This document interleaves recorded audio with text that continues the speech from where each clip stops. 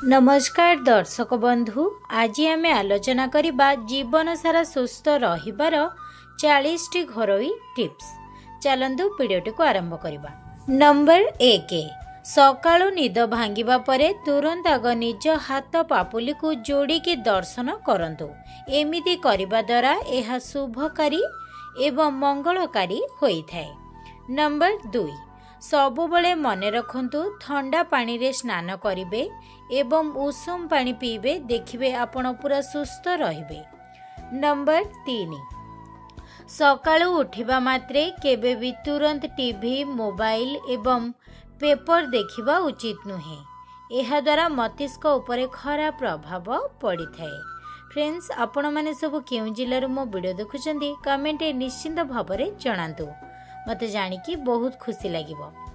Number 4, आखिरे अरख क्षीर भूले भी पकाइबे नहीं तो आखिर दृष्टि शक्ति हरई बसिबे। सेथिपई सबुबले सबु कथारे टिके सावधान रुहंतु। नंबर 5, जदि आपणक पेटर चर्बी दिनकु दिन वृद्धि हेउथाए तेबे आपण लुण, चीनी, मैदा एवं धला भात एही सबु कम सेवन करबा उचित। देखिबे पेटर चर्बी आउ बढ़िबा नहीं।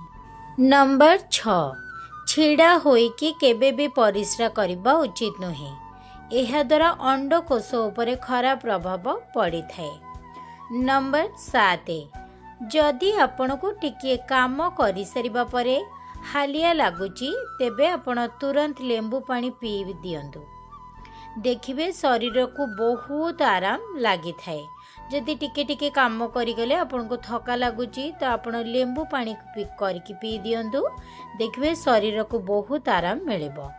नंबर 8, गर्भवती थिबा समय रे महिला मानकु क्षीर रे काजू, किशमिश एवं बादाम मिसाई नियमित सेवन करबा उचित एवं एथिरे टिके भल बास्ना आसीबा पई आपण गुजराती टिके पकई दियंतु।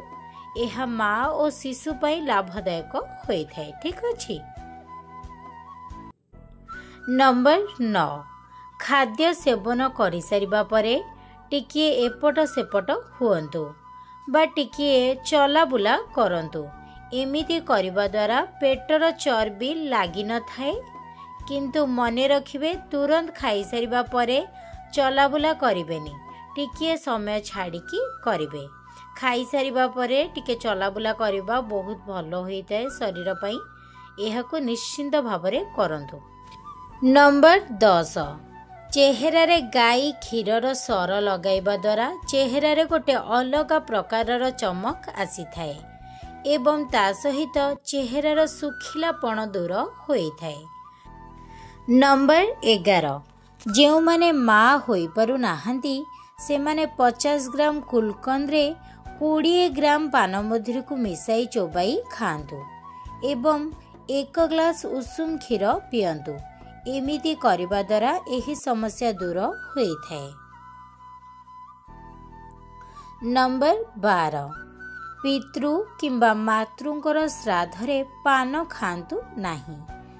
एही दिन मानकरे अन्यर पाग खांतु नाही एवं आमिष, पिता, कषा आदिर सेवन करंतु नाही।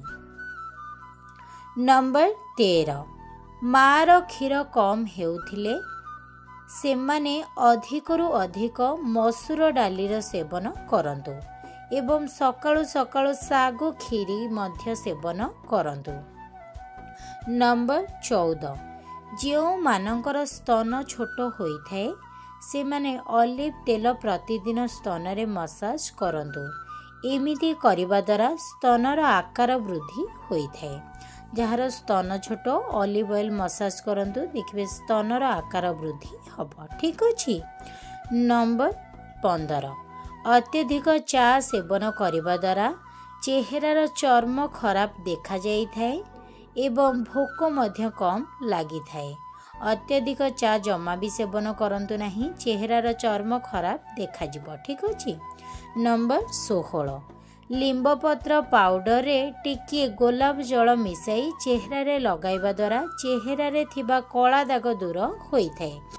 नंबर 17, ଯେଉଁ ସ୍ୱାମୀ ସ୍ତ୍ରୀ ରାତିରେ ଶୋଇବା ସମୟରେ ଆଲିଙ୍ଗନ କରିକି ଶୋଇଥାନ୍ତି ସେମାନଙ୍କ ଭିତରେ ପ୍ରେମ ଭଲ ପାଇବା ସବୁବେଳେ ବଢ଼ିଥାଏ ଏବଂ ଏହିଭଳି ପୁରୁଷଙ୍କ ସ୍ତ୍ରୀ କେବେ ବି ତାଙ୍କୁ ଧୋକା ଦେଇ ନଥାନ୍ତି।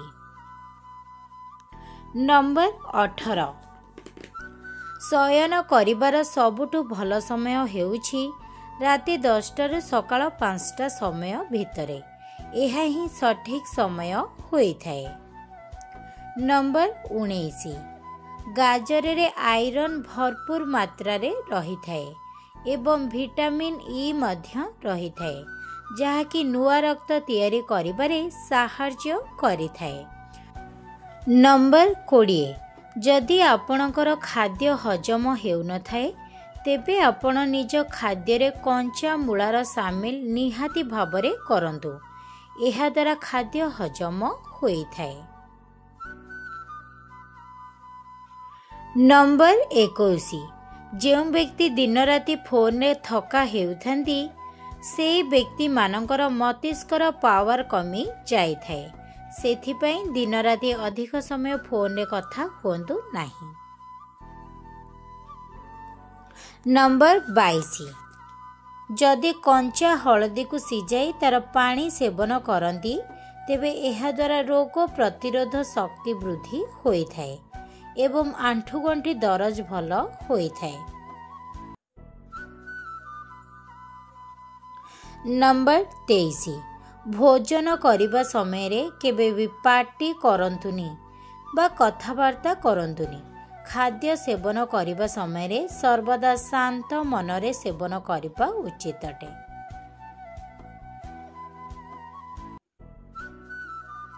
ନମ୍ବର 24 ଯଦି ଆଣ୍ଠୁଗଣ୍ଠି ଯନ୍ତ୍ରଣା ହେଉଥାଏ ତେବେ ସର୍ବଦା ପାଣି ବସିକି ପିଅନ୍ତୁ ଏବଂ ଦିନକୁ 5ଟି ଲବଙ୍ଗ ଚୋବାଇକି ଖାଆନ୍ତୁ। ଯଦି ଆଣ୍ଠୁଗଣ୍ଠି ଦରଜ କି ଯନ୍ତ୍ରଣା ହେଉଥାଏ ତେବେ ସର୍ବଦା ପାଣି ବସିକି ପିଅନ୍ତୁ, ଦିନକୁ 5ଟି ଲବଙ୍ଗ ଚୋବାଇକି ଖାଆନ୍ତୁ। ଦେଖିବେ ଆଣ୍ଠୁଗଣ୍ଠି ଆଉ ଯନ୍ତ୍ରଣା ହେବ ନାହିଁ।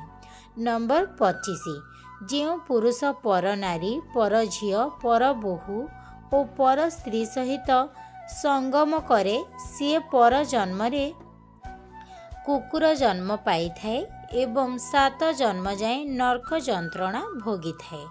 ନମ୍ବର 26 ଯେଉଁ ସ୍ତ୍ରୀ ସବୁବେଳେ ପରିଷ୍କାର ପରିଚ୍ଛନ୍ନ ଓ ସଜେଇ ହୋଇ ରହିଥାନ୍ତି ତାଙ୍କ ସ୍ୱାମୀ ତାଙ୍କ ପ୍ରତି ଆକର୍ଷିତ ହୋଇଥାନ୍ତି ଏବଂ ଅଧିକ ଭଲ ପାଇବା ବି ବୃଦ୍ଧି ହୋଇଥାଏ।